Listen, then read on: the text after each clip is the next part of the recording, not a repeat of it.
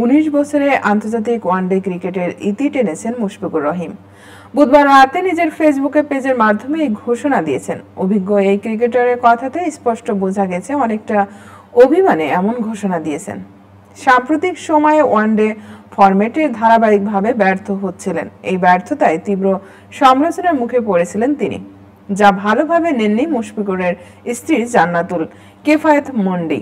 সামাজিক মাধ্যমে এক পোস্টে তিনি লিখেছেন, কাউকে এতটা সমালোচনা করবেন না যে প্রার্থনায় বসে কাঁদতে হয়। শুরুতেই মুশফিককে ধন্যবাদ দিয়ে মন্ডি লিখেছেন, ওয়ানডে থেকে অবসরের জন্য দারুণ সন্তুষ্টি নিয়ে গর্বের সঙ্গে তোমাকে শুভেচ্ছা জানাচ্ছি প্রিয়।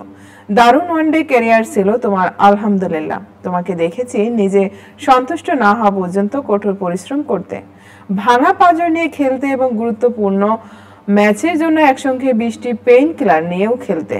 মুশফিক এতটাই সৎ ছিলেন, অজু করে ক্রিকেট ব্যাট এবং বল স্পর্শ করতেন। কখনো নিজের জন্য খেলোনি তুমি, বরং খেলেছ দল ও দেশপ্রেমের জন্য।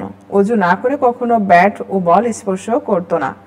এমন সৎ একজনকে নিজের পাশে পেয়ে আমি ধন্য। ক্রিকেট মাঠে মুশফিকের অসংখ্য অর্জন কীর্তির পাশাপাশি হতাশা ও ব্যর্থতাও আছে, তবে পরিবারের কাছে তিনি পরিপূর্ণ। তুমি পারিবারিক একজন মানুষ, আমাদের বাচ্চারা তোমাকে দারুণ পছন্দ করে। আশা করি শাহরোজ তোমার গুণ পাবে এবং তোমাকে জীবনের আদর্শ মানবে। মুশফিকের স্ত্রী আরও লিখেছেন, জানি এটা ছিল কঠিন সিদ্ধান্ত, তবে আরো উজ্জ্বল পথ চলা তোমার অপেক্ষায়।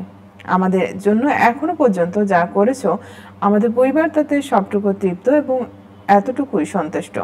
বাকি দুনিয়া নেতিবাচক কথা বলতে থাকুক। শেষে মন্ডি লিখেছেন, সব শেষে দুনিয়াকে আমি এটা বলবো, কাউকে এতটা সমালোচনা করবেন না যে প্রার্থনার আসনে বসে কাঁদতে হয় আপনাদের জন্য। আমরাও মানুষ।